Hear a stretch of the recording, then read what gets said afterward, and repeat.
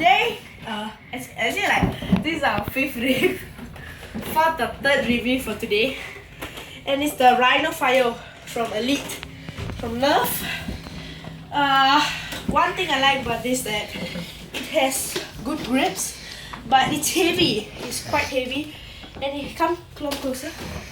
It has a front grip so you can hold and put one hand here, like this, and it has two drums, 25 bullets each, and it shoots like 75 feet, and it's rapid fire. It's rapid fire, and this look, it has some it's like cooler, and it's powered by batteries, so you have to buy big thick batteries, fat batteries, huh? Okay, and let's have a range test. Okay, continue.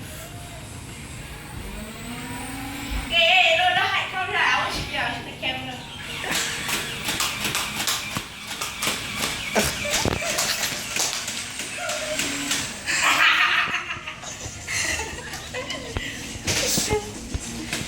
Okay, stop.